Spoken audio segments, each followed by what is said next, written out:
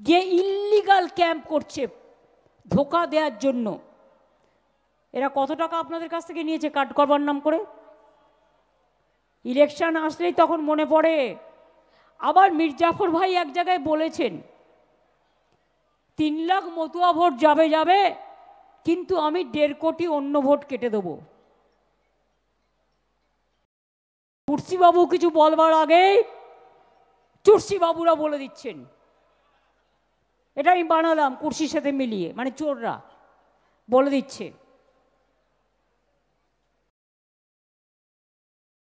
কাজেই আপনাদের আমি একটা কথা বলবো, যারা মারা গিয়েছে খুব প্যাথেটিক জেনে রাখবেন। গতকাল কল্যাণের একটা ভিডিও আমি দেখছিলাম, একটা ঠাকুমা তার ভোটার লিস্টে নাম ছিল, সে 200 টাকা সে ভিক্ষে করে খেত, 1,500 টাকা ভিক্ষে করে পেত মাসে। এরকম একটা নাতি নাতনিকে দেখত, তার থেকে 200 টাকা বাঁচিয়ে সব কাগজপত্র তুলেছিল ভোটার লিস্টের, তুলে দেখছে তার ভোটার লিস্টের নাম নেই। পাড়ায় বলেছে আমাকে তো এবার তাড়িয়ে দেবে, আমার নাতি নাতনির কি হবে, ওকে তো দেখার কেউ নেই।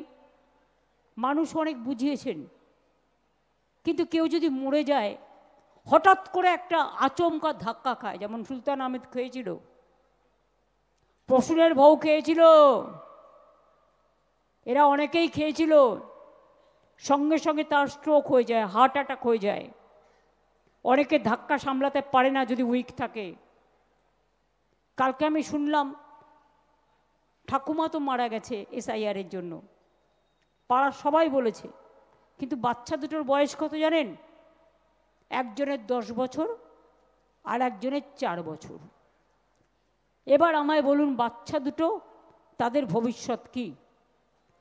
ওরা শুধু একজন সিনিয়রের মৃত্যু নিল তাই নয়, বাচ্চাদের ভবিষ্যৎও কেড়ে নিচ্ছে। ইতিমধ্যে 7 জন এবারে মারা গেছে, এর আগে নেতাজি নগরে মারা গেছে এনআরসির যখন আওয়াজ উঠেছিল। এনআরসি নিয়ে আসামে 100-র ওপর লোক মারা গেছে। মনে রাখবেন, ডিমনিটাইজেশন নিয়ে কয়েকশো লোক মারা গেছে, কিন্তু তাও দিল কা বাত আপনারা শুনে শুনে যা মিথ্যে বলছে, जो झूठा झूठा बात कहते हैं, बोलते हैं झूठ और करते हैं लूट। আপনারা সব ভুলে যাচ্ছেন ওদের কথায়।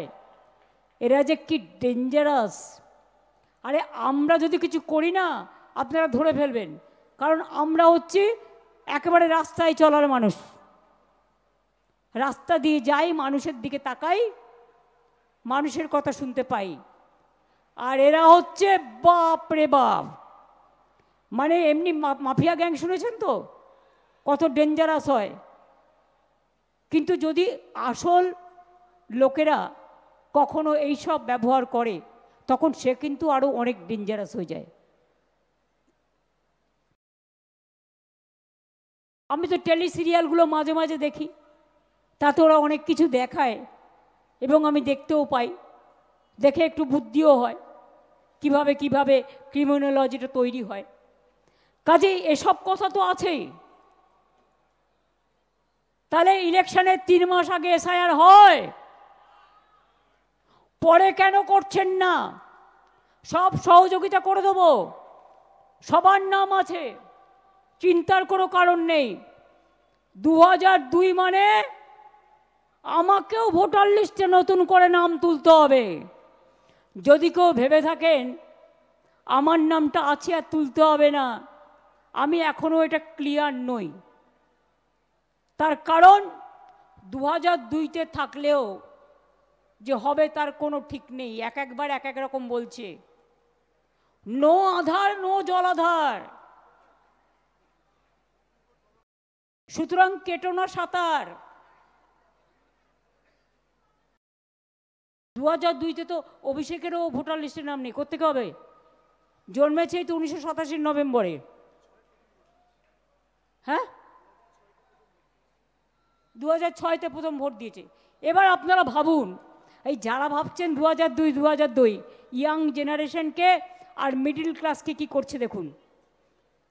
যখন আপনার 2002-তে মনে রাখবেন রাজীব গান্ধীর সময় ভোটার লিস্টে 21 সাল থেকে কমিয়ে 18 বছর করা হলো, সেটা 89 সালে আইন হলো।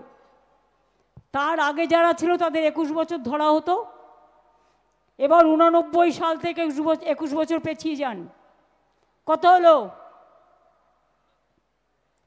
89 সাল থেকে, আচ্ছা আপনি 88 সাল থেকে ধরুন, 89-তে মার্চে এটা ইমপ্লিমেন্ট হয়েছিল, আমি একটা বছর ছেড়ে দিলাম। 88 থেকে ফিরে যান, কি বাবুল সুপ্রিয় অঙ্কটা করে বলো। 88 থেকে 2002 বছরটা কত হলো?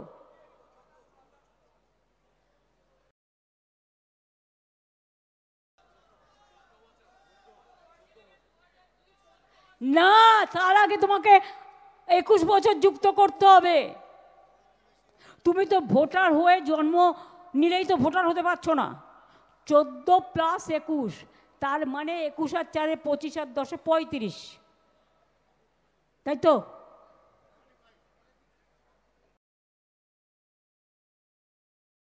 আর 89-এর অঙ্ক ধরলে তখন এটা হয়ে যাবে 32, 3 বছর কমে যাবে।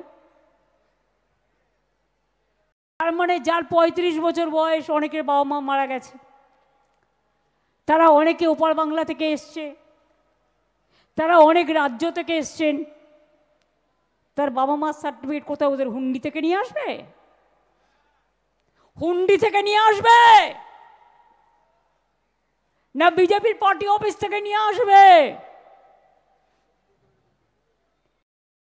না কোনো ঘরে বন্ধ করে রেখেছে সেটা থেকে নিয়ে আসবে?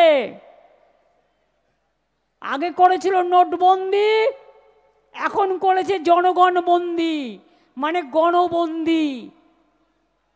আপনার অধিকার থাকা সত্ত্বেও আপনার অধিকার কেড়ে নেওয়ার চক্রান্ত চলছে। আপনারা কি চান এই চক্রান্তে বলিদান দেবেন? যার ভোটার লিস্টে নাম নেই আমাদের ক্যাম্পে যাবেন, বলবেন আমার নাম নেই কারণ আমি মা বাবার সার্টিফিকেট ওখানে ছিল না। মা বাবার সার্টিফিকেট ছাড়াও আরও যে ডকুমেন্টগুলো আছে সেই ডকুমেন্টগুলো করিয়ে নেবেন। বুদ্ধি খরচ করুন, প্ররোচনায় পা দেবেন না, উত্তেজনায় পা দেবেন না, বিজেপির চক্রান্তে নিজের অমূল্য প্রাণ বিসর্জন দেবেন না। প্রত্যেকটা প্রাণ মানবিক প্রাণ, একটা মানবিক প্রাণ।